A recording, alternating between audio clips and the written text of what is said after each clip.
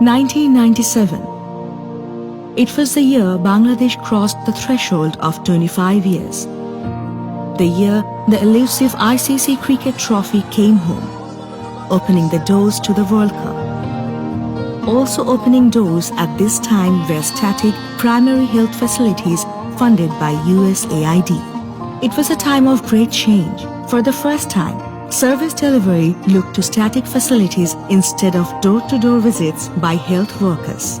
Equipped to provide high-quality mother and child health and family planning services to underserved communities, the facilities would come to be known as Surjer Hashi clinics.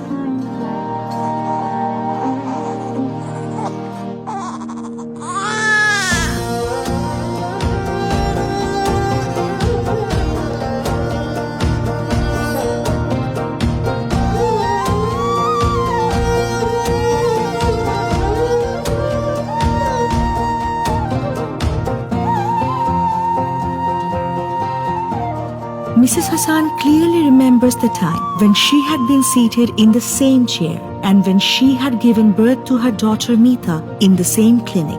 She can hardly believe that 20 years later, her daughter was about to give birth. It's not only Meeta, much else has changed in 20 years. Bangladesh's GDP is 5 times greater. Middle income status is imminent. Electricity has lit up the rural countryside. Thousands of community clinics have elevated the percentage of facility births from 4% to over 50%.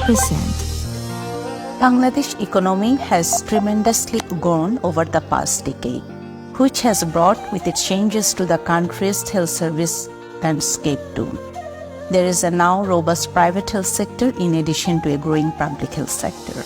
USAID's health strategic objective also have changed in response to Bangladesh economic success. Surjer Hashi network is a great example of USAID's transition away from subsidized service delivery to a catalyzed, sustainable financing model that ensure quality health service to those who need it. In 2017, AUHC took over, focusing on setting up an enterprise, improving quality of care, and ensuring financial sustainability, all while safeguarding program outputs. Setting up a centralized social enterprise was uncharted territory. And if that enterprise had to deal with close to 400 clinics that were collectively losing money, there was no playbook. So AUHC had to repeatedly take on new goals and pivoted to new roles. As free and accessible healthcare reached rural people's doorsteps, demand for Surjer Hashi's services declined. This impacted the sustainability goals of Surjer Hashi.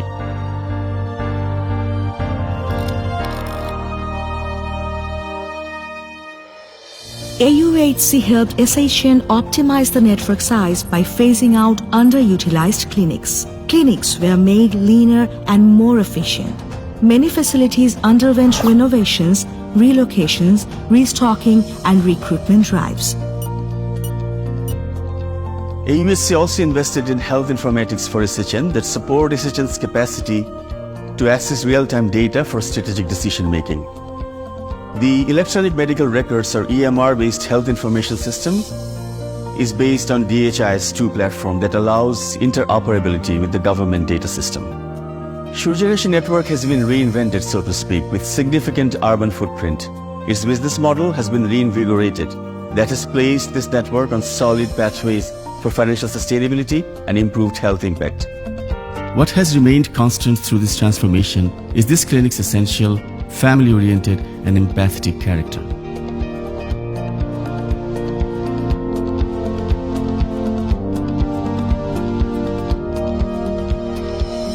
In this fast-paced world, this is not enough just to introduce the service, even though there is a demand.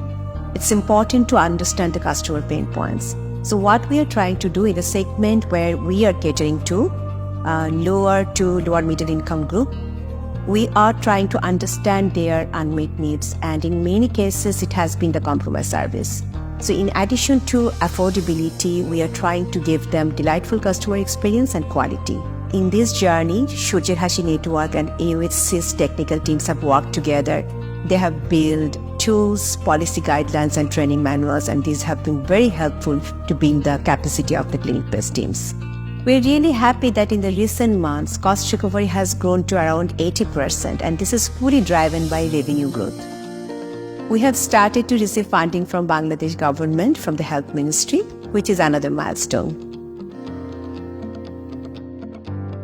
The day is not far when Surjer Hashi network will be fully sustainable.